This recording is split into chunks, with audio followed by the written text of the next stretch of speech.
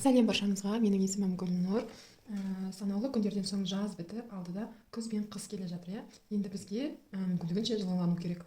Олай болса, осындай следикті менімен бірге тоқыңыздар. Мен бұл следикті алдыңғы тоқыған жилетіме жаңағы набор ретінде дейміз ғой, қосуды жөн көрдім. Олай болса, кеттік.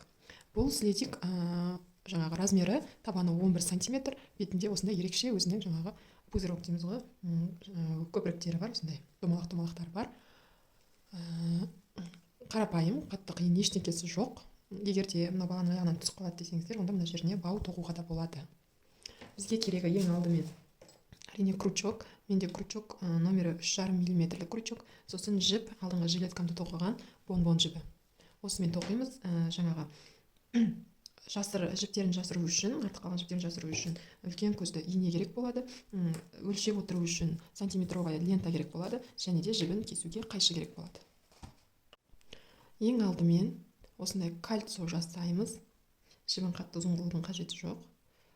Кольцомыздың ішінен жібімізді іліп алып, 2 воздушная петляға көтереміз. 1, 2. Енді осы кольцоны айналдырып 11 воздушная петля, 11 полустолбик тоқып шығатын боламыз. Ол үшін крючогымызға осылайнан бір накид ілеміз. Ары қарай кольцомыздың ішінен бір жіпті іліп шығарамыз. Біздің крючогымызда 3 жіп болды. Осы 3 жіптен жұмыс жібін бірақ үшеуінен бірдей осылай алып шығатын боламыз. Сонда бізде мінекей мына жерде бір тал полустолбик болды. Мұнамен қосқанда 2 болады, мына воздушная петлямен. Енді бізге 10 полустолбик тоқу керек. Так, 3, 4, 5, 6, 7, 8, 9, 10, так, 11, 12, 12, 1, 2, 3, 4, 5, 6, 7, 8, 9, 10, 11, 12. Енді мынау қысқа жібімізді ақырын ғана үстіп тартамыз. Тартқан кезде біздің кольцомыз осылай жиналады. Мына жерде тұрған екінші воздушная петлядан жұмыс жібімізді іліп шығарып, жұмысымыздың басы мен аяғын қосатын боламыз.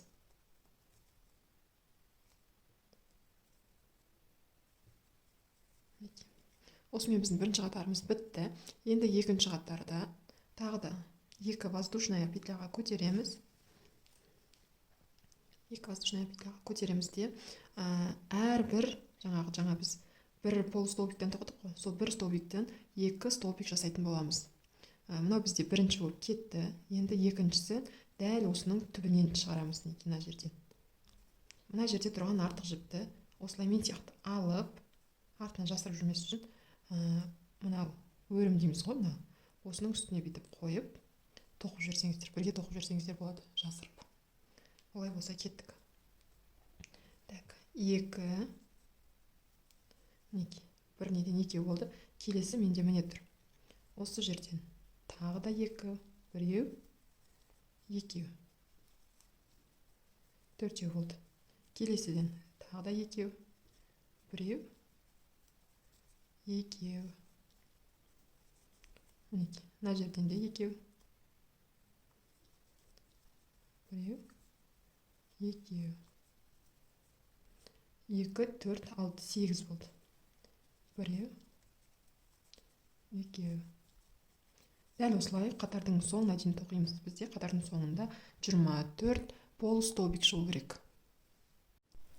Мінекей менде 22 болды. Соңғы жерге келдім.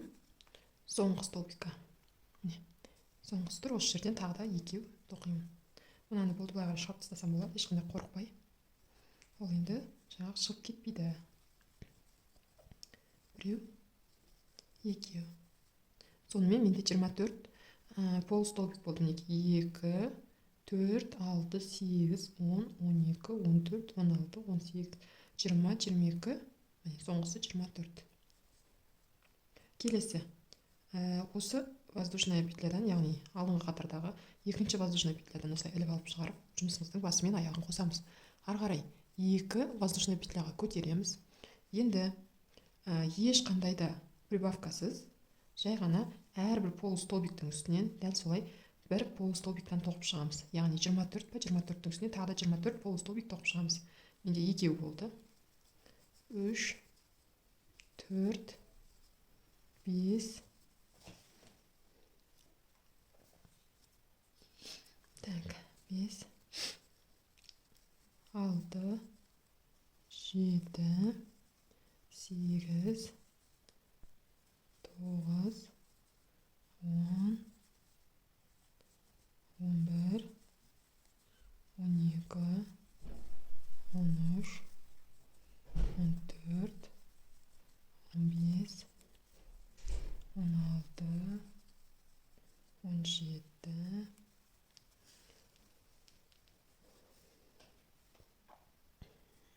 18, 19, 20, 21, 22, 23, соңғысы 24. 24 полустолбикті тоқып болдық. Енді ары қарай екінші мына жердегі екінші воздушная петлядан жұмысымызды шығарып, жұмысымыздың басы мен аяғын қосамыз. Осымен біз 3 қатар тоқып болдық. 1, 2, 3. Енді ары қарай біз мынандай пузырь жасауға кірісеміз. Осындай. Ол үшін дәл осы жерден неге? Міне, 1, ары қарай кеттік. 2, 3, 4, 5, 6. 6 полустолбик тоқып алдық. Енді пузырь жасаймыз. Яғни 7-ші, мына жерде тұрған 7-ші петляға біз пузырь жасайтын боламыз. Оны қалай жасаймыз? Оны былай жасаймыз. Мінекей, накид іліп аламыз. Сосын дәл осы жерден тағы бір жұмыс жібін шығарамыз. 1, тағы бір рет накид ілеміз, жұмыс жібін шығарамыз. 2, тағы бір рет накид ілеміз, жұмыс жібін шығарамыз. 3, тағы да 4, 5. Яғни 5 рет біз накид іліп, 5 рет жұмыс жібін шығарып алдық. Енді бізде сонда болады, міне, мұнамен қосқанда 1, 2, 3, 4, 5, 6, 7, 8, 9, 10, 11 жіп. Біздің крючогымызда 11 жіп бар. Осы 11 жіптің бәрін бірге бір жұмыс жібінен шығарамыз. Неке осындай болады. Бір рет, тағы да бір рет іліп аламыз. Сонда бізде осындай пузырь пайда болды. Артынан сәл бір бет итеріп қойсаңыздар болады. Сонда мынау кәдімгідей көтеріліп тұрады.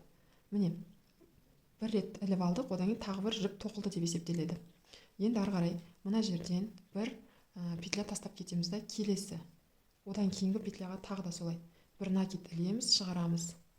Ілеміз, жұмыс жібін шығарамыз. 2, ілеміз, жұмыс жібін шығарамыз. 3, ілеміз, жұмыс жібін шығарамыз. 4, ілеміз, жұмыс жібін шығарамыз. 5.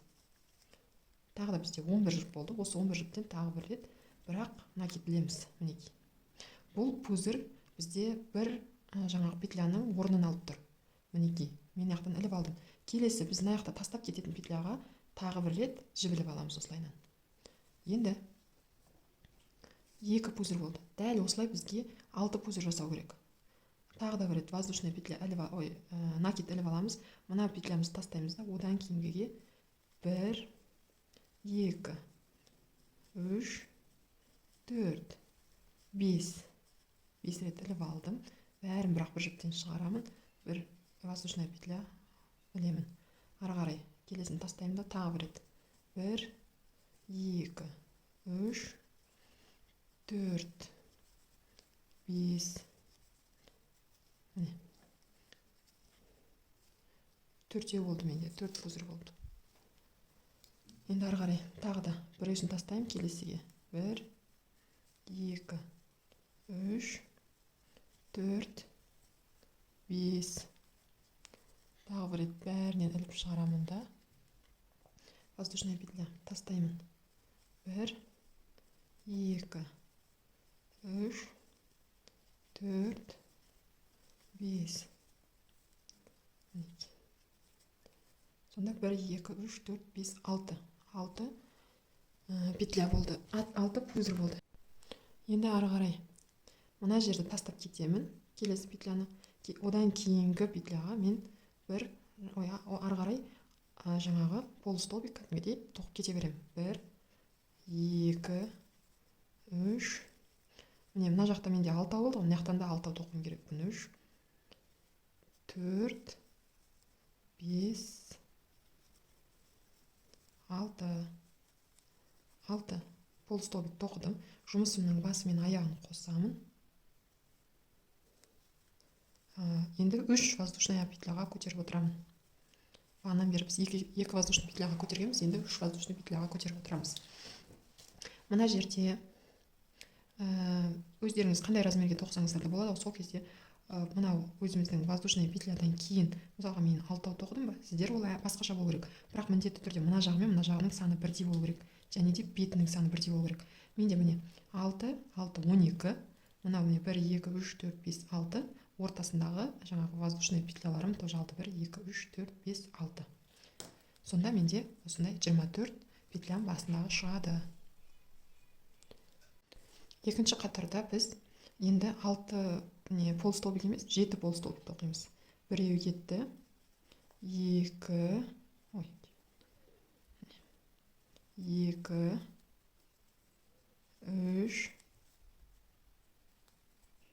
4, 5, 6. Енді мінекей тура мына пузырьдың үстінде біреу тұр. Сонымен 7 болады. 7 болды. Енді келесі мына жерде мынандай арка тұр, 2 пузырьдың араларында арка тұрады. Біз осы жерге дәл осылай пузырь тігетін боламыз. Ол үшін жаңағындай воздушный петляға іліп аламыз да, мінекей. Дәл арканың астынан шығарамыз мінекей. Осы жерден 1, 2, 3, 4, 5. Енді бәрін бірақ іліп шығарамыз да, тағы бір рет воздушная петляға ілеміз. Мінекей осындай болды. Арасы ашық қалады деп қорықпаңыздар, бұл тоқылып біткеннен кейін нормальный болып кетеді өзі. Ары қарай қайтадан келесі аркаға тоқимыз. 1, 2, 3, 4, 5. Міне, тағы біреу кетті. Тағы да бір рет воздушная петля. Одан кейінге тағы да 1, 2, 3, 4, 5. Воздушная петля. 1, 2, 3, 4, 5. Воздушная петля. 1, 2, 3, 4, 5. Воздушная петля. Екінші қатарда бізде 6 пузырь емес, 5 пузырь ғана болды. 1, 2, 3, 4, 5. Енді воздушная петля. Ары қарай біз енді 7 полустолбик тоқимыз. Басында қалай болды солай. Мына жердегі арка тұр ғой бізде, біз бұған полустолбик тоқимыз. Дәл осылай. 1, 2, 3, 4, 5, 6, 7. Енді жұмысымыздың басы мен аяғын қосамыз. 1, 2, 3. Басы мен аяқ. Біздің негізгі жаңағы следигіміздің узоры осы 2 қатардан тұрады. Бұл 2 қатармен сіздер өздеріңіздің қалаған жаңағы размерлеріңізге дейін тоқсаңыздар болады. Егер де үлкен размерге тоқитын болсаңыздар, мына жердегі басында біз 12-ден бастап 24 қылдық, 24-тен 36 қылып, солай ары қарай үлкейте берсеңіздер болады. Енді мына жерде бірінші қатарда жаңа біз 6 тоқыдық. 6-дан кейін 1 пузырь, 1 воздушная петля, 1 пузырь, 1 воздушная петля, пузырь, воздушная петля. Яғни 6 пузырьмен 6 воздушная петля тоқып шықтық, я. Мына жерге келген кезде ары қарай 6 полустолбик тоқыдық. Енді екінші қатарында міндетті түрде мынандай есептейсіздер, қай қатарда болса да міне 7 полустолбик, жетеуден кейін 5 пузырь, 5 жаңағы воздушная петля тоқисыздар. Сосын ары қарай қайтадан 7 полустолбик тоқылады. Солай келесі үшінші қатарда жаңағы бірінші қатарды қайталайсыздар. 6 полустолбик, 6 пузырь, 6 неғыл. Солай кете бересіздер. Осы екі қатарды ғана тоқисыздар. Өздеріңізге қажетті размерге дейін тоқып болған кезде тоқтайсыздар. Мен бұны мінекей біздің слезиміз осылай болып көрінеді ғой. Мына жерге келген кезде тоқтайсыздар. Өздеріңізге қажетті размерге келген кезде тоқтайсыздар. Мен қанша қатардан кейін тоқыдым? Пузырьды есептеген кезде 1, 2, 3, 4, 5, 6 қатардан кейін тоқтаппын. Яғни маған енді 4 қатар тоқу керек. Осы жерге жеткен кезде кездесеміз. Мінекей мен өзім қажетті жерге дейін тоқып болдым. 1, 2, 3, 4, 5, 6. Менің узорыммен 6 қатар тоқыдым. Енді ары қарай осы полустолбикпен бір қатар тоқып шығамыз. Бір қатар, яғни 24 полустолбик. Мына бірінші кетті. 2, 3, 4, 5. Дәл осылай осы жаққа дейін 24 қатар тоқуымыз керек. 24 полустолбик тоқуымыз керекпіз. 5. Неге мен 24 полустолбик тоқыдым. Енді 24 полустолбик тоқып шықтым. Дәл осылай бір қатар болды. Неге? Енді біз дәл осы жерден жібімізді қатты ұзын емес, қатты қысқа емес, орташа етіп қиып аламыз. Қиып алдық. Енді бізде осындай жаңағы пайда болды, осындай нәрсе дейміз ба. Енді бізге үстінен 8 петля қалдырамыз, ал табаннан 16 петляны тоқимыз. Оны қалай тоқимыз? Мінекей былай. Примерно ортасынан қараймыз. 1, 2, 3, 4, 5, 6, 7, 8. Міне 8 петля осы жермен аяқталады да, мен 9-шы петляға 9-шы петлядан бастап осы жерден жұмыс жібімді іліп шығарамын.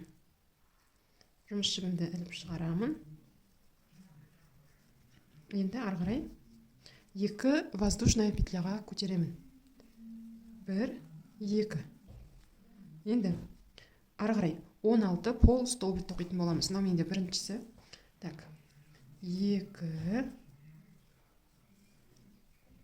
3,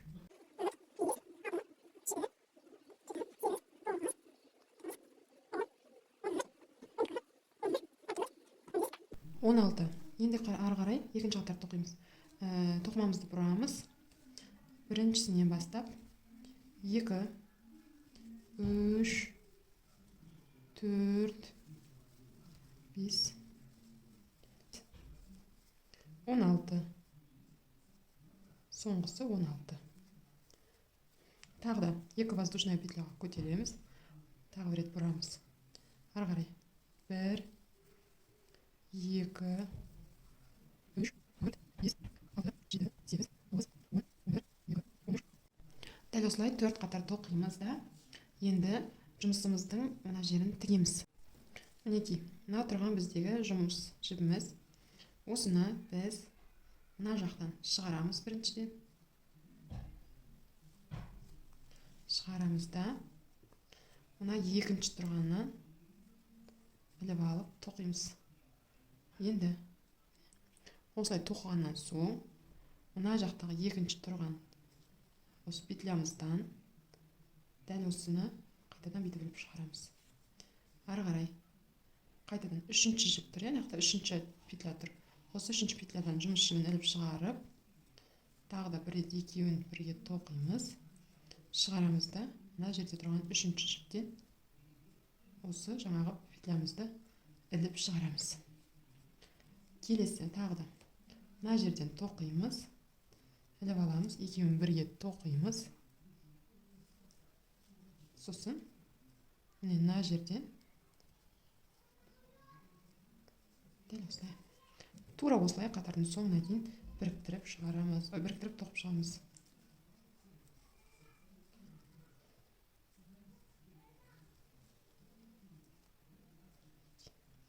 Әрбір жіптен осылай шығарып отырамыз. Ешқандай да қиындық жоқ.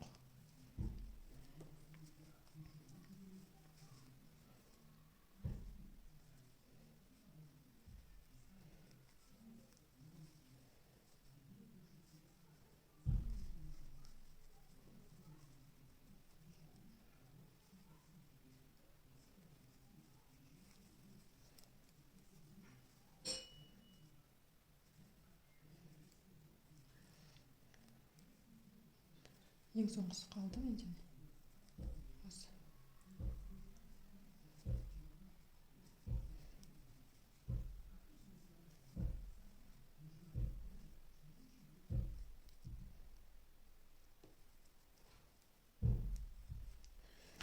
Осылай істейміз да. Мінекей енді артық жіпті кесіп тастаймыз. Артық жіпті кесіп тастап, мына жерден жібімізді кері бетіне қарай іліп аламыз. Сосын бұл жіпті осы бір жеріне апарып жасырып қоямыз. Тұра тұрсын. Енді келесі кезекте мінекей мына жерден бастап тоқимыз қайтадан. Яғни полустолбиктен тоқып шығамыз. Әркімде әрқалай шығуы мүмкін. Екі воздушный петляға көтереміз да, бір қатар полустолбик тоқып шығамыз. Осылай мынандай аяқ кіретін жерін айналдырып.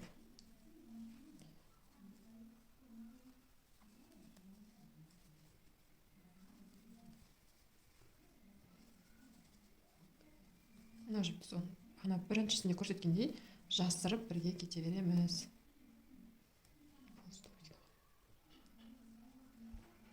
Дәл осылай полустолбиктармен айналдырып тоқып шығамыз. Мінекей соңғы жағына келдім.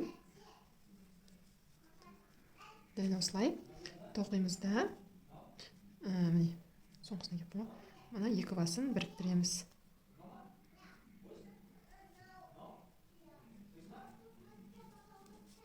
Міне осылай біріктіреміз. Ары қарай бір воздушная петляға көтеріп, енді мынау сияқты шетін жаңағы сәнділеп шығатын боламыз.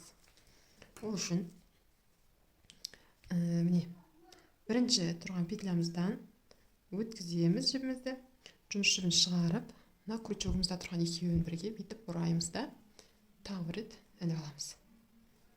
Іліп шығарамыз.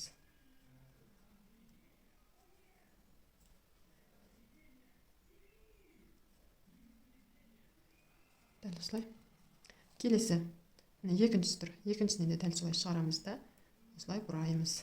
Сосын жұмыс жібін іліп шығарамыз. Келесі үшінші тұр. Осылай бұраймыз, жұмыс жібін шығарамыз. Төртінші бұраймыз, жұмыс жібін шығарамыз. Бесіншіге кіргіземіз, шығарамыз, бұраймыз, жұмыс жібін шығарамыз. Келесі де дәл солай. Дәл осылай қатардың соңына дейін тоқып шығамыз. Мінекей мен соңғысын тоқыдым. Енді мына жібімізді осы жерден шығарып, мына тұрған жіпті осы жерден шығарып аламыз. Енді мынаны қиып тастаймыз, артық жіпті. Қиып тастаймыз.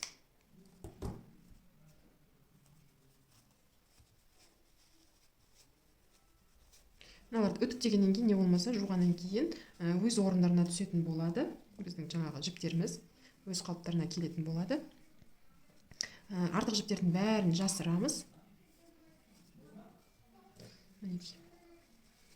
Бізде осындай нәски дейміз ба, әлде не деп айтамыз, пайда болады.